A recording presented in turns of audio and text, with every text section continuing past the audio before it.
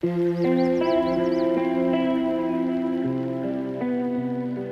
listening to The Wellness Lounge, the space where wellness isn't just a checklist, it's a lifestyle. I'm your host, Alex, licensed esthetician and beauty business owner for nearly a decade. Here, I share what I've learned on my own path to healing, because glowing skin begins with a radiant life. Welcome to The Lounge, your place to recharge, thrive, and unwind.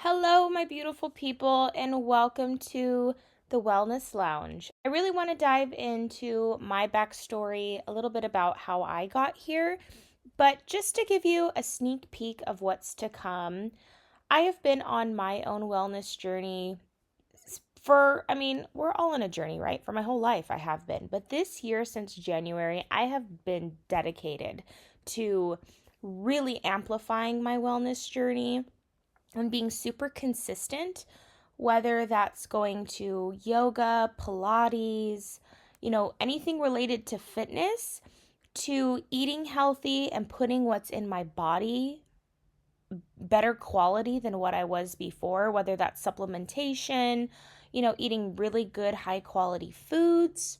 Also, working on my mind, body, soul, and doing meditation and mind exercises and going to therapy. I'm looking into ketamine therapy, which that's something that I'm going to be doing, and I will be 100% sharing that with you guys.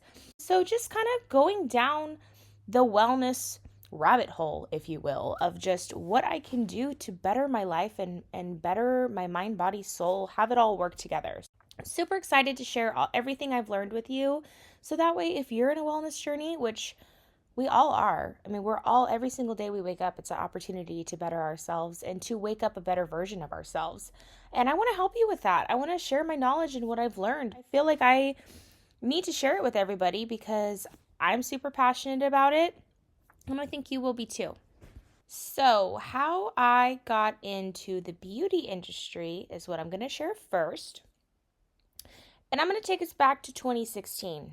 Prime 2016, if you could paint a picture, when everybody was, using the naked palettes. We were beating our face to the nines, baking our face with powder, contour, brow pomade, gel. It was a time. And also people wanted to become freelance makeup artists. Like everybody and their mother were freelance makeup artists, which it was just a booming industry at the time. So I was working at a restaurant, I was a waitress, and I would always do my makeup. And I had this girl that she was a cosmetologist. She owned a little tiny hair salon right across from the restaurant that I worked at. And she was like, "Hey, you do really good makeup. You should start doing makeup in my salon." And I had already kind of started an Instagram page, kind of wanting to do the freelance thing, but I was like, nah, I don't know if this is for me. And so I was like, you know what? Let's do it. So I went and started working with her, and I was maybe freshly 18 at the time, maybe just under 18. But I remember opening a credit card, and I think I had like $1,000 limit on it. And I just went crazy. I bought makeup, I bought the lights, I bought the chair, I bought all the supplies, all the cleaning products, the brushes, everything. Unfortunately for me, I did not know at the time this woman was a severe alcoholic and drug addict. When I first saw her, she was very put together, very beautiful, and she started to decline very quickly. She was unfortunately a recovering alcoholic slash addict, and then she relapsed, and it ended very badly for her. She wound up getting multiple DUIs, and she wound up losing her business very shortly after I started with her, maybe not even a month. It was a very, very fast decline. And me being the opportunist that I am, I thought to myself, I just spent all this money on all of these supplies. What the heck am I going to do? I worked at a restaurant making minimum wage. Tips were good, but I just racked up this like $1,000 credit card bill and supplies that I didn't even know what to do with. So I started working at my mom's house for a little bit. I did like avant-garde makeup, like Dia de los Muertos makeup. I did skeleton makeup. I did a couple different things. I'll have to post on my Instagram some pictures of some avant-garde makeup that I did, and even in beauty school I did some too. At this time, I was actually going to school at a local community college. My goal was to become a marine biologist, which is so different than what I do now. And I'm so glad I decided to stick with the whole beauty industry thing because as an adult, I have developed a fear of the ocean. So I'm sure I would have got over that if I was a marine biologist, but man, that would have been tough because I hate snorkeling. I've never tried scuba diving, but I'm sure I would not like it. I'm a bit claustrophobic. So, anyway, the beauty industry was probably a much better choice for me. I dropped out of marine biology school, even though I really hadn't made it that far. I was just at community college doing my general ed, but that was my goal. And I went to beauty school and I figured, okay, I'll do this beauty thing for a while. I'll work as an esthetician in a spa or salon. And then I'll go back to school to be a marine biologist because obviously schooling is very expensive. But even beauty school was very expensive. So that logic didn't really match up there. But yeah, I did that. And I went to beauty school and I got licensed. And here I am 10 years later. And I am definitely not going to marine biology school anytime soon. An honorable mention time in my life is when I learned how to wax myself, and I would actually wax my friends as well. I have always struggled with ingrown hairs, and I always knew that waxing was a much better method of hair removal, especially if you have ingrown hairs, because it thins out the hairs and it reduces the amount of ingrowns you have typically. So, at being the prime age of 15 years old, I did not have the money to go and get a professional wax. And I had a horror story, which I might share one time, of a nail salon bikini wax. And I started making my own wax due to the fact that I couldn't afford it and I was terrified to go to a nail salon and try that again. And I would make my own wax out of sugar, lemon, and honey. And it was basically sugaring wax, but I didn't realize what sugaring wax was. I just looked it up on YouTube and I probably tried 20 different recipes and burned so many of my mom's pots and pans. It was crazy until she finally got fed up and was like, I'm just going to pay for you to go get waxed because she appreciated my creativity in trying to create my own wax and wax myself, although she did not appreciate the mess. So, but I actually did a pretty good job. I made the wax. I was able to wax myself. I just left like a disaster behind me and my poor mom. If I was my mom, I would have strangled me because that stuff is extremely hard to get out of pots, pans, clothing, flooring, carpet, whatnot. So she was like, nope, you're not doing this. I'm just going to pay for you to go get waxed. But I really honed in on my waxing skills. And when I went to beauty school, everybody was very impressed by how good of a waxer I was. And I make that the fact because I used to do it myself. And so I kind of had to learn how to do it.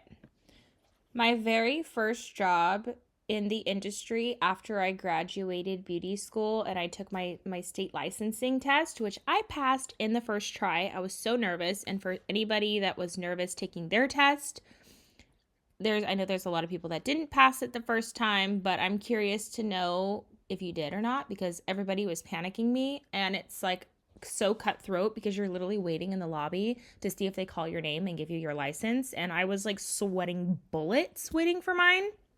But anyway, I passed in the first try and I'm very proud of myself for that because I know there are a few people that struggle with it because it is such a cutthroat test. But my very first job outside of beauty school was I worked at European Wax Center, which at that company I turned into a lean, mean waxing machine because every 15 minutes I was doing Brazilians. And that's like greeting my guest, having them undress, getting them on the table, getting them prepped, getting them waxed, getting them redressed, recommending products, selling them products out the window. They're done, turnover in 15 minutes, and my room has to be cleaned for the next client. And I would do that all day long, my full 8-hour shift, or, if I worked overtime, my 10-hour shift, whatever. And it was crazy. It was absolute madness, and I would never go back to that. But in that time, I learned how to wax so efficiently because I had to for the time that I had. And it made me into a really good waxer because at that company, I worked there for about a year. I probably waxed, I don't even know, 300 bodies. I mean, I'll have to do the math as to, how many clients. If I saw 4 clients an hour, and I worked for an 8-hour shift, or, let's say 7 hours with my lunch, times 5 days a week, times, 52 weeks in a year, who knows how many clients that is. So I paused a little bit because I was really genuinely curious on how many people that would be. And mind you, I did have reoccurring clients, but let's just say for shits and gigs that I had a new client every time, that would have been 7,280 people in 1 year that I waxed. Like I said, probably repeat clients too, but holy moly guacamole, that is a lot of freaking people. I've never done that math before, so my mind is a little bit blown. So I'm sure you can see how that type of business could be extremely stressful to work for because you have so much pressure to be on a time crunch and you see so many different people. You're talking all day. I literally felt like a robot because I felt like I just had the same script that I was repeating in my head. And I was driving to an area that was like at least 2-hour drive there and back, and still working at the restaurant on the weekends. I had to leave. I couldn't do it. I was too burnt out. So I went to go work at a day spa in Monterey, California, which is one of the most beautiful places in California. And I absolutely loved the drive there. And the traffic was way less than driving to the Bay Area where I was driving for European Wax Center. And I started working at the day spa. That was a great experience. I did bridal makeup, which was super fun. I loved bridal makeup. And I did facials, which I had never worked at a place where I did facials, and I fell in love with them. And that's where I think my passion for skincare really started, because we carried lines like SkinCeuticals, we had Eminence, Color Science, which I still carry Color Science to this day. But it was just not busy enough. And I drove from, maybe like 45 minutes away with no traffic. And there was occasional traffic. And they would literally have me go in for like a brow wax. And it just wasn't worth it on the slow seasons. So I decided that I really wanted to be an entrepreneur. And I found a place that I wanted to rent a space at. And I just went crazy. And I bought all the stuff. And I started my own business, and here I am with the same business in a different location than I had it for. I was there for 8 years, which is crazy to think. And I just moved to my new location, which I absolutely love, in the beginning of March.